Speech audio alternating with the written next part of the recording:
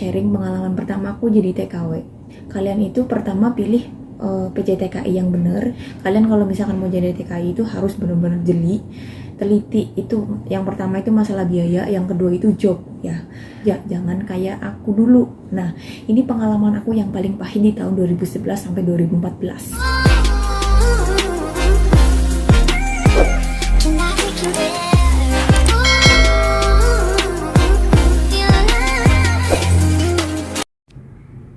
Hey, halo, assalamualaikum warahmatullahi wabarakatuh. Ketemu kembali dengan Renyong, Babinita Sari Wak Caca Perang Bakar Penak. Dan semuanya semoga selalu dalam keadaan sehat dan happy tentunya. Amin amin ya rabbal alamin. Jadi pagi hari ini Bobin mau ke Taipei, biasa ngantar si Mbakku terapi. Jadwalnya diganti, biasanya kan dari Selasa tapi diganti hari Kamis ya. Dan ini Bobin mau siap-siap ngantar Mbakku, tapi mau ngumpulin sampah dulu dan ngurusnya sarapan pagi. Nanti habis itu langsung cus ke Taipei, ikutin Babi terus. A few minutes later. Oke teman-teman, akhirnya aku kembali lagi ya. Dari tadi pagi tuh aktivitas aku ya biasa lah ya, namanya TKW ya, kerjanya gitu, nyapu ngepel, nyuci baju. Terus tadi aku habis nganter si mbahku ke Taipei buat terapi akupuntur. Biasanya kan hari Selasa, tapi hari ini maksudnya minggu ini dan minggu kemarin itu diganti hari Kamis ya. Nah ini lagi lumayan santai, tapi yang gak santai banget karena ini udah jam 3:30. Ini jam 3:30. Aku nanti mau lanjut masak dan di sini masih ada waktu. Aku kepengen sharing-sharing sama kalian ya, karena aku lihat itu udah banyak banget ya teman-teman TKW TKI yang udah bisa masuk ke Taiwan. Dan kemarin aku juga lihat teman aku udah ke Singapura gitu ya. Jadi ini aku mau sharing pengalaman pertama aku jadi TKW. Jadi gini ya teman-teman. Ini khusus untuk para calon TKW ya, yang udah jadi TKW mungkin udah tahu jadi TKW itu kayak gimana ya. Ini khusus banget buat teman-teman TKW yang belum pernah merasakan kerja di luar negeri ya. Jadi pesan aku, kalian itu pertama pilih PJTKI yang bener, pilih sponsor yang bener, pokoknya pilih penyalur yang bener gitu ya. Jangan sampai asal-asal misalkan ditarik bayaran dengan sekian juta gitu ya, nanti dengan iming-iming kamu langsung cepet terbang atau gimana gitu. Kalian harus benar-benar hati-hati ya, apalagi zaman sekarang, zaman corona gini kan pasti banyak banget ya yang suka nipu ini itu gitu kan. Nah ini kejadian itu udah bukan 1-2 kali, karena adik aku aja ini aku langsung konfirmasi dengan pihak PJTKI-nya. Aku tanya biaya yang keseluruhannya itu berapa ya. Jadi kalian kalau misalkan mau jadi TKI itu harus benar-benar jeli, teliti. Itu yang pertama itu masalah biaya, yang kedua itu job ya. Kalian kalau misalkan merasa udah lama banget ya di PT atau di mana gitu ya, sabar aja, nggak apa-apa. Yang penting itu kalian kalau udah nyampe di luar negerinya itu kalian dapat jobnya itu sesuai dengan kontrak kerja, sesuai dengan perjanjian kerja. Jangan kayak aku dulu. Nah ini pengalaman aku yang paling pahit di tahun 2011 sampai 2014 ya. Jadi itu aja 2012 lah ya, karena waktu itu aku terbang itu tahun 2011 akhir bulan Desember ya, tanggal 5 nih. Kalau aku masih ingat aja nih waktu itu, karena aku kayak kenangan-kenangan yang paling bener-bener gak bisa dilupakan ya. Waktu itu aku di PT itu cepet banget, karena dulu itu prosesnya gak seribet sekarang. Dulu itu aku di PT Tangerang itu sekitar kurang lebih 2 bulan lebih ya, pas di rumah itu 1 bulan lebih kalau nggak salah sih. Itu pokoknya nggak nyampe setengah tahun, itu tuh nggak nyampe aku tuh udah langsung terbang ke Taiwan. Nah waktu itu di sana belajarnya juga mungkin nggak lemot-lemot banget ya, karena nggak tahu ya, ini bukan lagi pamer tentang belajar bahasa, bukan. Nah di situ aku kepilih kan di salah satu agensi yang bergengsi gitu kan. Akhirnya bergengsi sih enggak ya, kalau lebih tepatnya itu terkenal dengan majikan-majikan yang kaya-kaya gitu kan. Agensi itu punya majikan yang kaya-kaya gitu kan. Nah aku kepilih, terus interview kan ditanyain, kamu mau nggak jaga nenek. Aku bilang mau, karena waktu itu kan aku pengen cepet-cepet terbang, pengen cepet-cepet nyari duit gitu kan. Kamu mau nggak jaga nenek gitu kan pas interview. Aku bilang mau. Nah kan, kamu mau nggak bantu-bantu beres-beres kontrakan. Aku bilang aku mau. Terus ditanya lagi, kamu takut nggak ada anjing gitu kan. Di sana kan waktu itu ada anjingnya, itu ada kalau nggak salah 4 ya, lupa. Iya 4, bukan kalau nggak salah, memang ada 4. Nah di situ ternyata aku suruh mandiin anjing 4, terus bersih-bersih kontrakan, ditambah bekerja di rumah tetangga. Nah waktu itu ditanyain juga, kamu nggak boleh ada HP, mau nggak? Nah di situ aku iyain aja, karena waktu itu aku masih bener-bener polos banget, masih nggak ngerti juga kayak gimana sih suasana di luar negeri. Nah waktu itu cuma iyain aja, nggak boleh ada HP iyain, nggak boleh libur diiyain. Ada libur tapi itu libur gitu dipaksa ya, liburnya dipaksa, seminggu sekali libur dan dipotong gaji. Liburnya itu nggak boleh keluar dan cuma di rumah. Nah terus disuruh ngerjain kontrakan, mau ternyata disuruh ngerjain ke rumah tetangga juga, dan di situ aku nggak dapat bayaran tambahan sama sekali, bahkan malah sering dipotong gaji. Selain sering dipotong gaji, aku pernah diusir juga dari rumah itu, karena ini bener-bener diusir ya. Aku waktu itu udah bener-bener kemas barang aku di koper apa gitu ya, karena waktu itu masih belum bisa bahasa, dan di PT memang bisa, tapi setelah nyampe Taiwan itu bahasanya itu berbeda 180 derajat. Kalau misalkan di PT kan kita belajarnya cuma belajar kata-kata dasar, nama sayuran, terus nama-nama hari, terus berhitung ini itu. Pokoknya kalau nyampe sini tuh bener-bener bedanya itu 180 derajat. Nah di sini aku ngerasa kayak ya Allah, gini tuh kan nasibku ya, gitu. Oh rasa beruntung kancane gitu kan.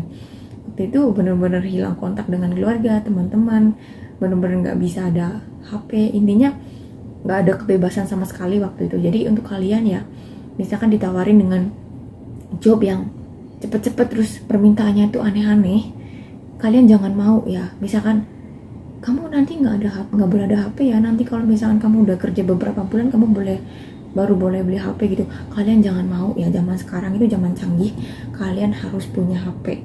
Ini penting banget ya, karena nggak di Taiwan, Singapura, Malaysia, Hong Kong semuanya sama nasibnya. Kalau misalkan kita dapat nasibnya baik ya alhamdulillah, tapi kalau misalkan kita dapat nasibnya jelek, kita nggak ada ini HP sama sekali. Dulu aku sama sekali nggak ada HP, paling pas mau pulang ke Indonesia itu kurang 6 bulan itu aku baru beli, dan waktu itu aku juga nggak internetan ya, nggak kayak sekarang setiap hari bisa online 24 jam.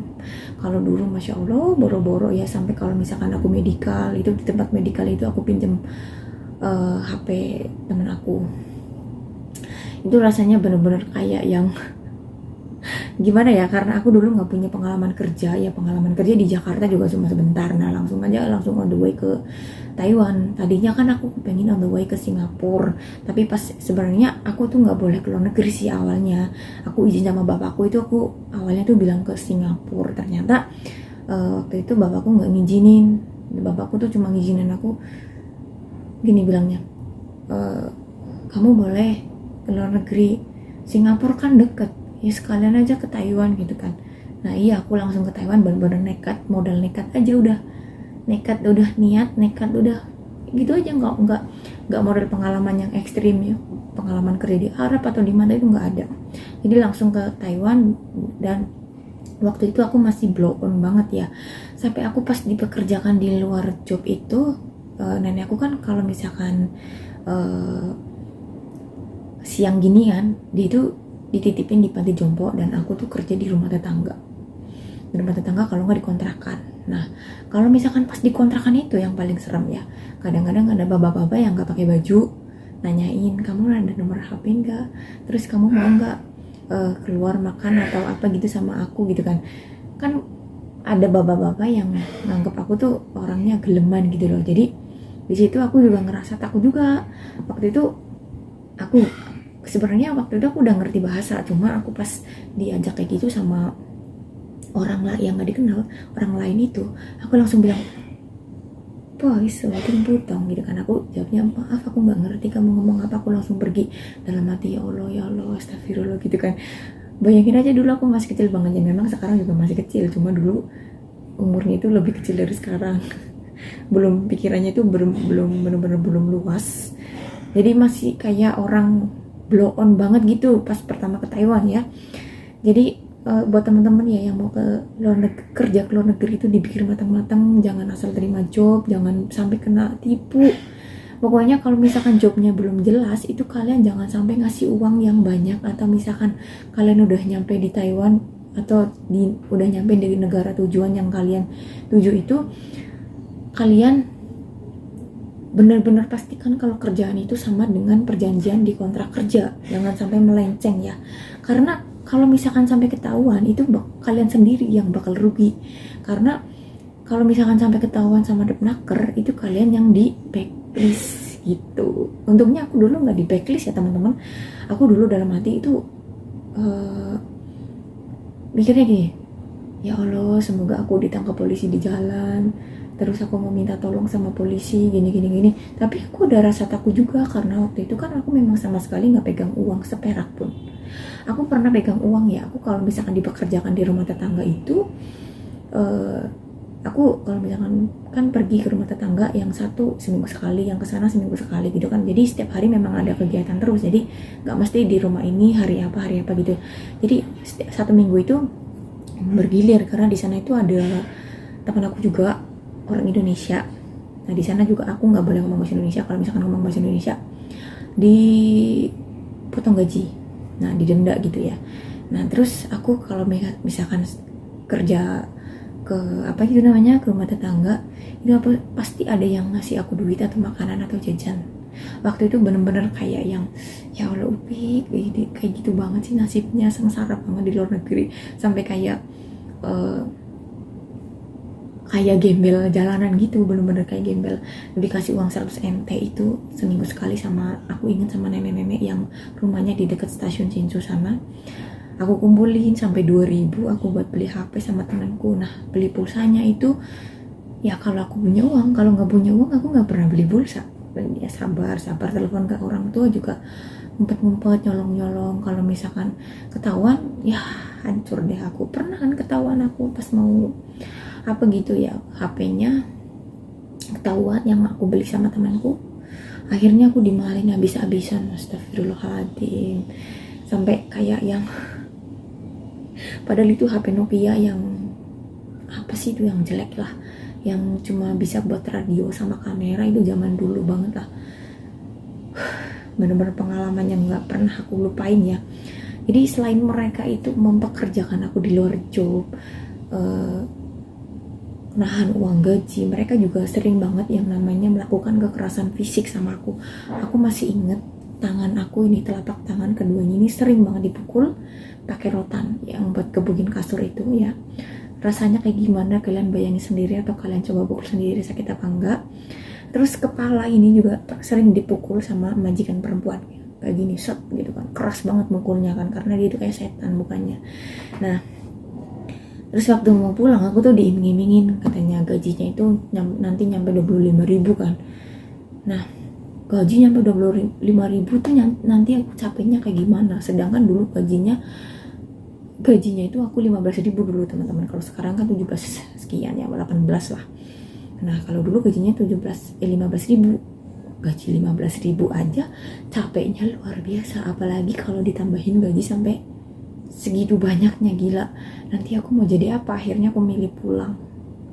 Terus aku 2 minggu di rumah aku langsung daftar lagi ke PJTKI, dan sampai sekarang aku belum pulang. Dan alhamdulillah aku sampai sekarang itu udah nemuin obatnya gitu loh. Ibaratnya meskipun yang dulu ya namanya ikut orang ya nggak sebaik yang kita pikirkan gitu ya, tapi ya lebih baik dari yang dulu gitu ya. Aku bisa dapat rumah, bisa membahagiakan orang tua, ya Allah, sampai ngomongnya menceng-menceng.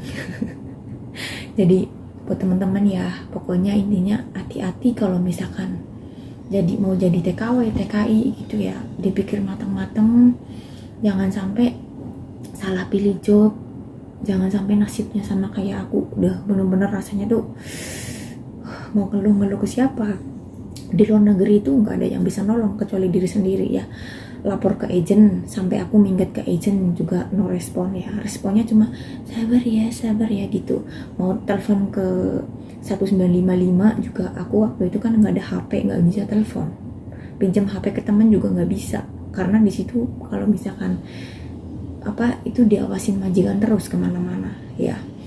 Terus mau lapor ke siapa ya, paling cuma bisa sabar. Jadi waktu itu aku berat badan juga sampai turun drastis sampai 42 kilo.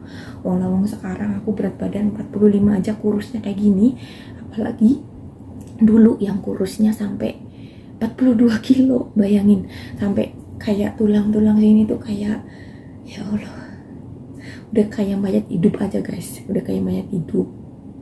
Jadi pas waktu itu kan setiap hari juga naik sepeda panasan gitu ya. Jadi aku kerja di Taiwan itu kayak pulang dari sawah gitu ya. Udah emang dasarnya aku kan hitam, setiap hari panas-panasan kerja, boro-boro skincare, boro-boro lipstick, rambut rapih kayak gini aja itu nggak pernah ya.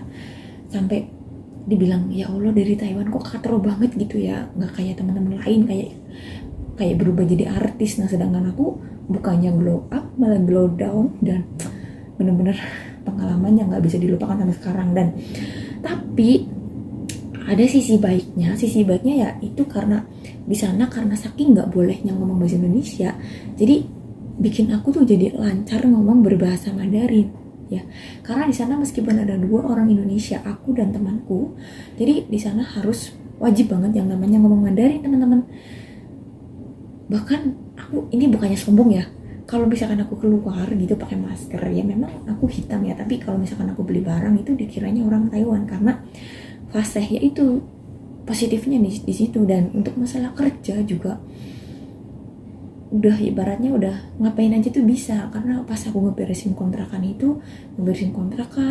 terus ke rumah tetangga juga aku di sana bisa ganti lampu yang panjang gitu ya, lampu neon, terus ngeberesin kloset, terus ngecat apa segala macam aku udah lakuin semua. Jadi apa ya, ada dari sesuatu yang buruk itu pasti bisa diambil hikmahnya lah. Jadi nggak semuanya dari sesuatu hal buruk itu semuanya buruk, enggak. Aku juga berterima kasih ya kalau dari pengalaman yang dulu, kalau misalkan mungkin kalau misalkan aku nggak ngelewatin masa-masa itu sampai hari ini mungkin aku nggak bisa bahasa, kerjanya juga lelet. Nah sekarang aku belajar dari pengalaman kerja di sana, kerjanya sat ya, kayak nggak bisa malah kalau misalkan lelet gitu. Nah terus apa namanya ya, pokoknya banyak banget pengalaman yang aku ambil dari pas pengalaman pertama aku ke Taiwan gitu ya. Panjang banget guys ceritanya, ya Allah, ini aku udah mau jam berapa ini, terlalu panjang ini ceritanya. Pokoknya ini berdoa buat teman-teman semua yang mau ke Taiwan, Singapura, Hong Kong, Malaysia atau kemanapun. Tak doain kalian dapat majikan yang baik, jangan sampai kayak aku, jangan sampai dapat kekerasan fisik, jangan sampai gajinya ditahan. Pokoknya semoga kalian mendapatkan majikan yang sesuai dengan ekspektasi kalian. Dan yang kalian perlu tahu, Taiwan itu nggak seindah foto profil. Meskipun kadang-kadang aku suka narsis apa segala macem ya, itu nggak sesuai. Pokoknya intinya ada fake smile di setiap kerapuhan gitu aja guys ya. Oke, segitu dulu video hari ini. Terima kasih banyak untuk semuanya. Bye bye. Wassalamualaikum warahmatullahi wabarakatuh. See you next video. Bye.